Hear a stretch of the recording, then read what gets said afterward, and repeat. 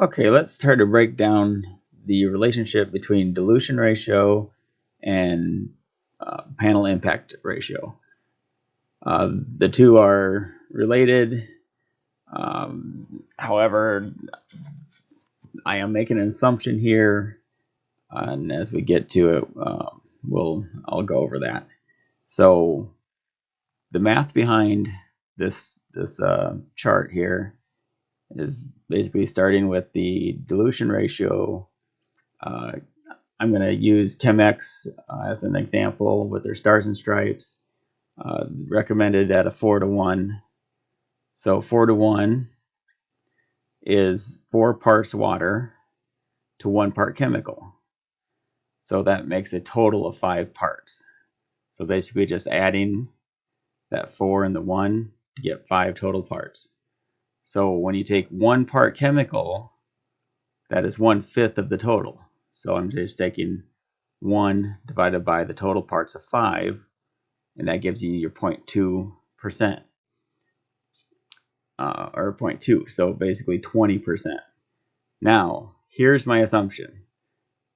From what I hear, again, from different podcasts and things, chemical suppliers are expecting that foam cannons are going to dilute by an additional 10%. So you take that 0.2 from that total there, the 0.2 times another 10% is what gives you your 0.02. So when you write that as a percentage, that's your 2.0. And that's where the panel impact ratio. Now, the next step is calculating the amount of product that's going to be required in a full foam cannon bottle in 1,000 milliliter. That's what most of them are at. So you take the total volume of the bottle, and again dividing by that total parts in the bottle. So I'm taking that 1,000 milliliter divided by 5 total parts that we had from above here, gives you that 200 milliliter. So that's what I'm having this column here. So all of this is just going across and should be equal.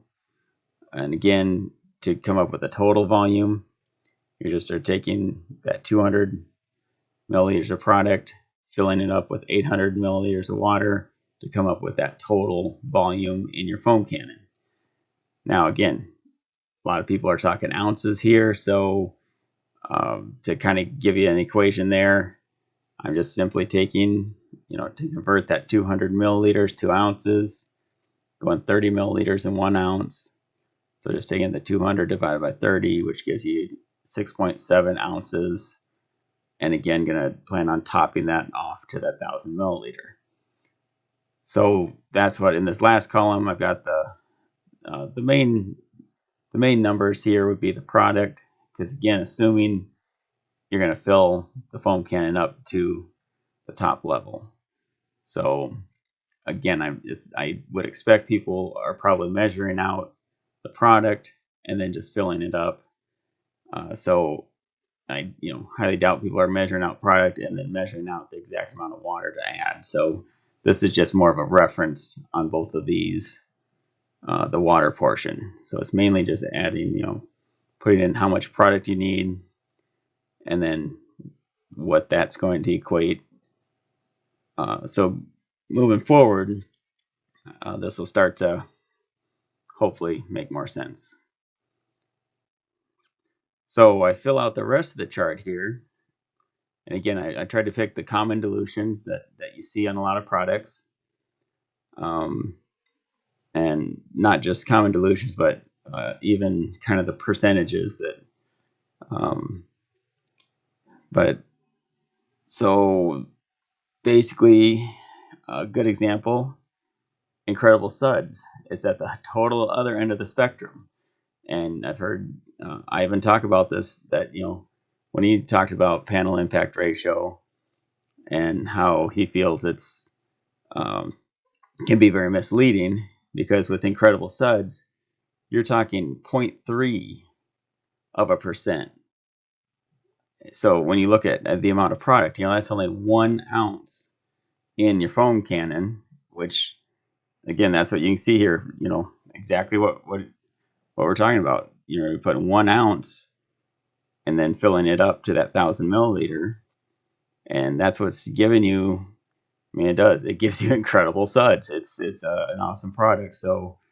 Um, so yeah, that's the main thing when you really start to dig into where things fall. So uh, again, this is looking at dilutions as as you normally see them written. Now, on a lot of channels, you're starting to see. I thought this is a good area to put it. Go ahead and put in um, to really break down when you put 2 ounces into your foam cannon, or 3 ounces, or 4 ounces, because basically, a lot of products will say between that 1 to 3 ounces. So this at least gives you an idea of what that looks like. And again, the panel impact ratio almost becomes a better way of looking at it, because you can see when you go from this 1 ounce of product to the 2 ounces of product in a full foam cannon, you're jumping from 0.3 to a 0.6. Then you go up to 3 ounces. It's there at a 0.9. So the interesting one is lately we've seen a lot of people take 2 ounces. They're reading the back of the bottle saying, okay, I got used between 2 ounces, gives you great excellent foam. So they're putting 2 ounces. However, they're not filling the foam cannon up to 1,000 milliliter. They're just going to 500. So when you do that, so you're going near 2 to 500, and it's the same as going 4 to 1,000. And again, when you look at this panel impact ratio, it really becomes clear. When you look at product usage, you go, oh, okay, I'm only putting 2 ounces in. But when you don't fill it up, the dilution ends up being, it's the same as if you would put 4 ounces into a full one. So again, just trying to be upfront with where the math behind all of this. So this comes back to um, panel impact rate. Calculating panel impact ratio. So it's actually very, very easy, because again, all the chart that I was talking about, that's all based on if your foam cannon is outputting at 10%. They don't. Each one is individual, and it's not because of the foam cannon.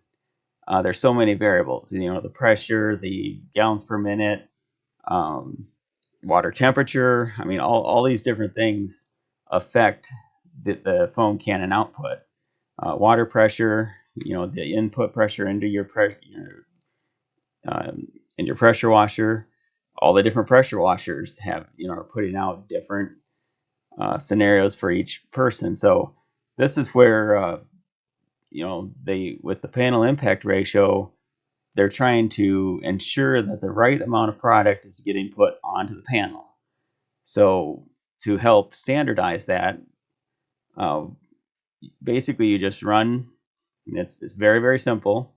You're just going to take a fill the foam cannon bottle to 1,000 milliliter. Then the next step is just check that the knob on top, make sure that that's set to the maximum.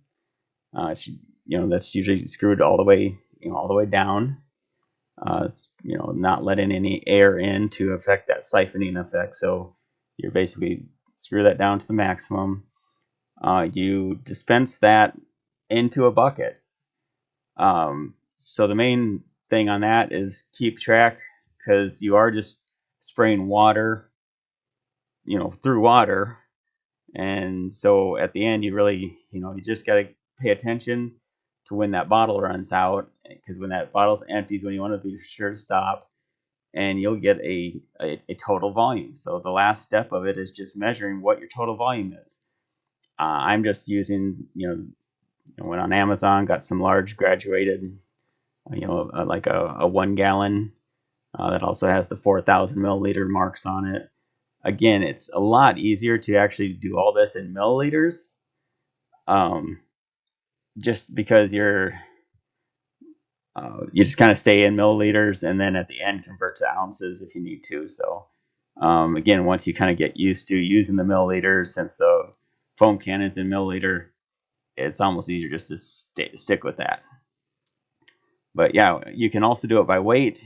Again, I have not, haven't really looked at doing that, just because to me it was easier just to pour it out into the and get more accurate measurements. And again, the weight would be accurate too, as long as you're clearing out, do that tare weight of your bucket before adding the water and stuff. So okay, so after all that, you've got this number, and it's going to be a big number. So I got the same chart here again.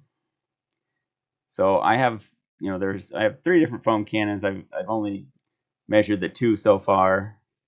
So the Griots Garage Boss, and again, I went ahead and put in what, since I'm doing different tests with it, I'm make notation of the orifice size I was using and what pressure washer system I was using. So in this case, I have the 1.25 orifice in that foam cannon with the dual Ryobi setup, and so the total volume that I got after dispensing that into a bucket was 13,250 milliliters. So the cool part on this one, once you get that number for this, again, for this system, again, if you change the orifice, this number is going to change. If you change the pressure washer, this changes. When you go to a different pressure or a different foam gun, so here's the MJJC S with the, again, got the same size orifice, same pressure washer system, but in this case, that foam cannon put out, 15,000 milliliters. So the main thing is that once you get this number, it doesn't change for, now you just, now it's just a matter of putting in the product. So again, by using this chart that has the different dilutions, again, you can take that to know how many milliliters it takes. It's just basically taking the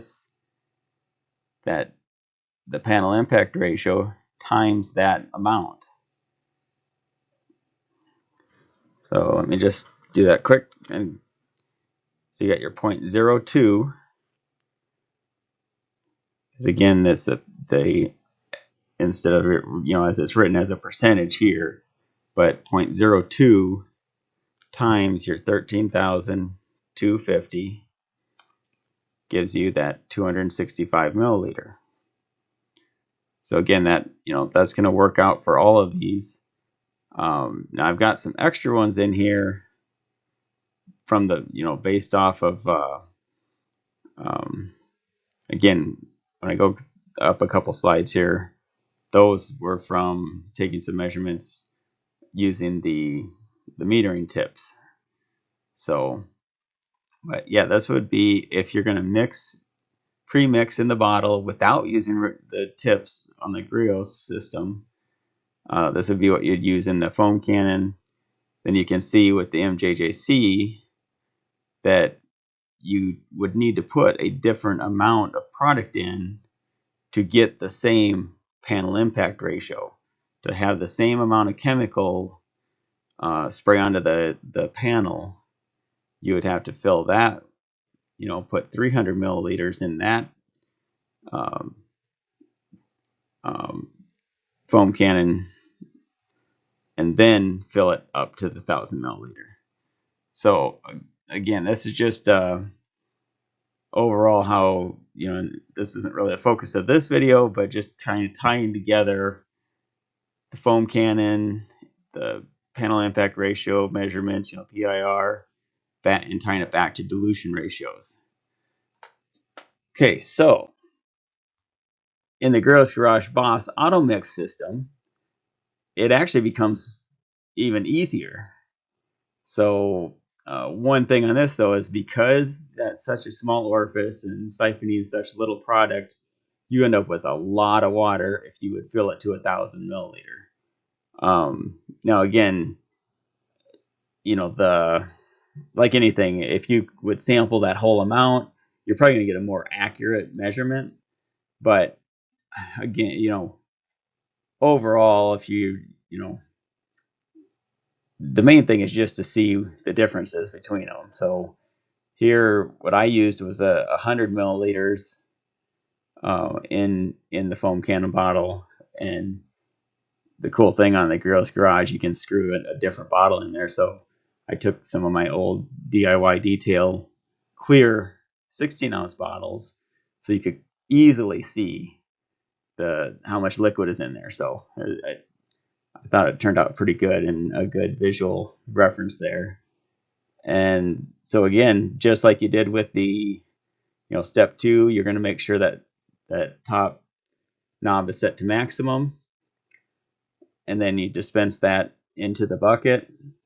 And again, with that clear bottle, it's easy to see when you empty that out.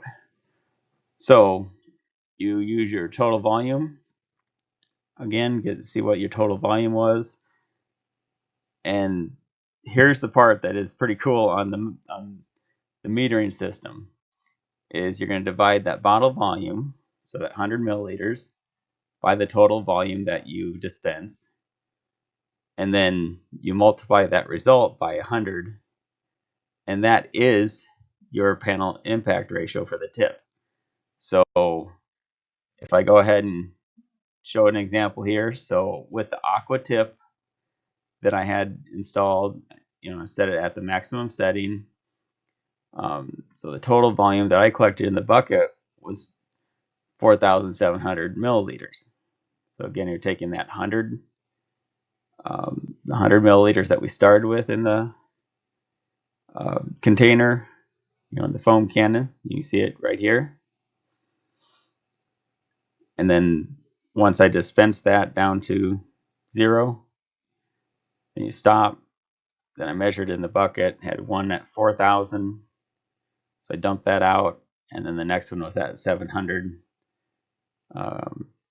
So when you do the math, you're taking that 1,000, or sorry, the 100 divided by that 4,700 gives you 0.02, repeating all this stuff, and take that times 1,000 or 100, and that gives you 2.13%. So that's it. That is your PIR. You don't even have to do any other measurements or anything. So again, that's where this chart becomes even easier, because if you're looking for different PIRs, or you know what ratio you're aiming for a product, and you know what PIR, like this example, the AQUA tip is putting out a 2.13, so it's most similar to this. It's around a 4.1 mix.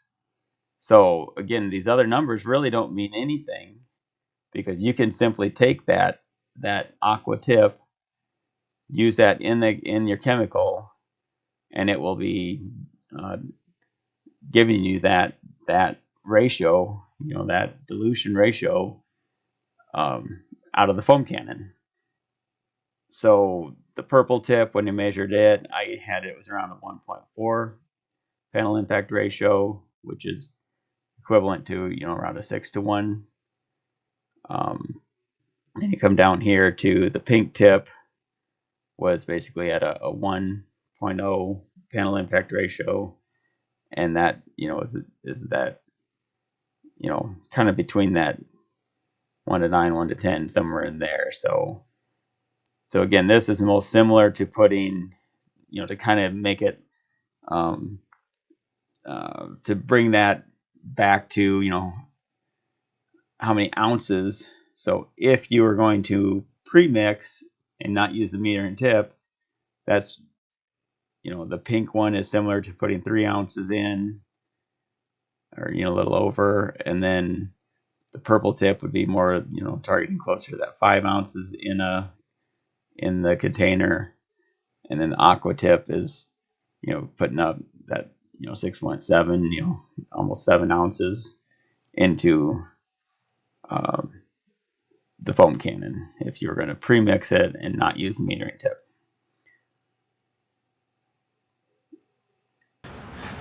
So I got 100 milliliters of water. Gonna mount that to the foam cannon. Again, you got the teal, the AQUA adapter, which is the largest orifice, so letting the most flow through.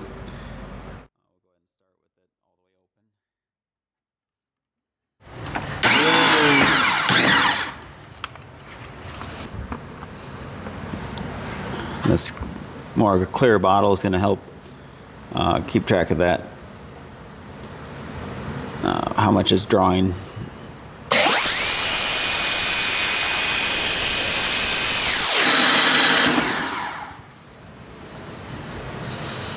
That looks like that went pretty good.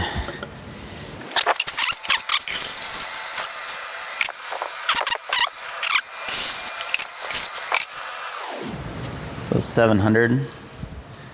So you got 4,700 is with it all the way open.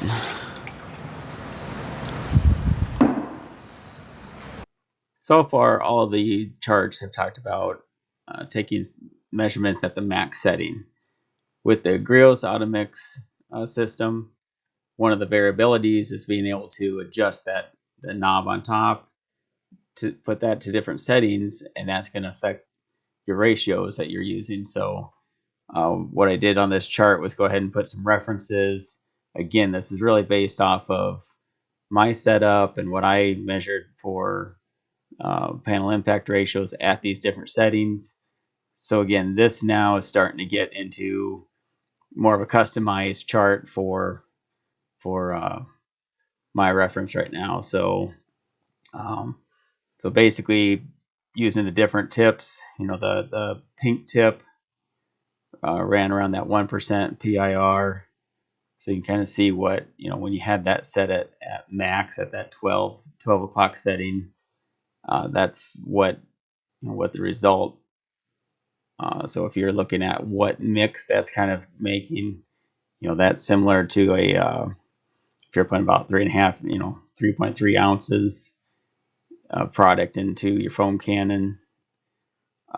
If you're using the purple mixing tip, that drops down to more closer to that 6-to-1 ratio, so 1.4, 1.5 PIR, and then that's more similar to putting around 5 ounces of product into your foam cannon, and then jumping up to the AQUA, the largest orifice size.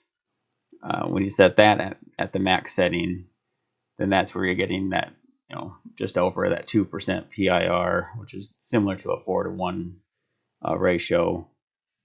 So that's where you can, that's more similar to putting around that 7 ounces into your foam cannon. So basically, by adjusting that back, again, I only use the AQUA. So when I dialed it back to a 9 o'clock position, you can see it dropped that PIR down. So it dropped the usage down. So instead of using, in a full 1,000 milliliters, you've been using like 7 ounces of product. Well, when you dial that back to that 9 o'clock setting, now it's more similar to using around 4 ounces of product in there. Drop all the way down to the 6. Now you're only using 2.5, and that's where I started to see, okay, I started looking at the foam production and said, okay, the 9 to the 6 was a little too much, so that's where I went kind of halfway between. So I went to that 730 position, and then that was more around that, getting closer to that 3.2, which is hitting that 1%, which is really what kind of seemed to be a sweet spot for a lot of the chemicals. One thing I have not addressed so far, which again, it came to light when I did some more testing on various soaps, and viscosity does make a big difference. So that's going to be a whole nother topic, because I think that's one area where um, you just have to be aware of how much viscosity affects this.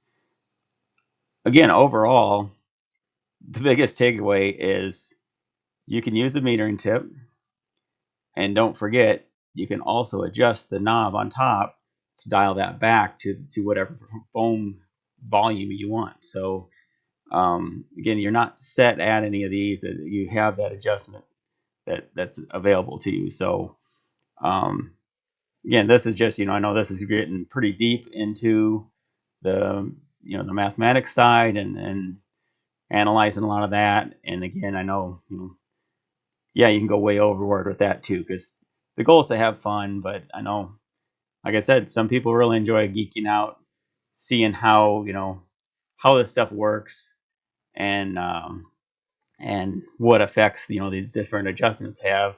Because again, the manufacturers, they're putting out something, and they want it basic enough where everyone can use it, and simple enough. I mean, if you know, I think a good example is, when you start talking PIR, Bill Tammer's got their, um, they are using that for a to make sure their product is being distributed evenly, no matter what foam cannon you're using. Um, and I think tying this relationship that PIR and dilution ratio, there is a correlation. Again, the only thing that the one caveat that I have to that is I'm I'm viewing it that most manufacturers are assuming that foam cannons are diluting 10 to 1. That is not the case. So, but again, that's a whole nother discussion. Some other people have started that, and done some great, brought that to light, and I think that's great. And I know that analysis is, again, it's getting out there. Some people really dig it. Some people are like, who cares? I just want to wash a car with a foam can and have fun. So, again, takes all types. So just have fun, whatever level you're at, whatever you enjoy doing. If you enjoy this kind of type of content, that's great. Again, it's something that I I just saw a need out there. I haven't seen this type of information. I searched YouTube, but I found a lot of things dedicated to dilution ratio, and a lot of stuff related to panel impact ratio and measuring that. But I never really saw something that tied the two together. And I think that's because, like I said, there is that unknown. So I'm taking the leap, saying, from my point of view, from what I've seen, the information I've gathered, um, so again, if someone has something to correct me, just help me out on this. Again, we can work together and get this figured out, because I think there's some really neat advancements that Griots came up with the metering. But I do think it could be more clear on the usage of it. And again, probably doesn't have to be down this exact. Like I said, even if they would just put numbered settings on their dial, maybe that would help. And really, I think you could almost limit it just to that single turn, and not have it kind of where you can back that way off, because I think some of that is you, as you back it off, it changes it drastically. It's kind of an exponential change. So I think I can see, when you look at the top of that, it's got the markings are only across part of that dial, and I think that's the whole idea, is your adjustment really is only valid over that first turn or so. But again, you could always drop to, say you're trying to get some of these other dilutions, you could always drop to the pink tip, and then back the knob off from there. And again, this is where you can experiment with it and do it to what you like. You may not, you really don't, may not even care what the mixture is. It's just that the fact you have that adjustability. So again, have fun. Hope you enjoy this. And if you like what you see here, consider subscribing and sharing this information with others. So just really want to, I enjoy learning from other videos that I've seen. So hopefully I'm putting out content that people can learn from and generate other ideas and other innovations. And again, keep detailing moving forward. So, hey, thanks for watching.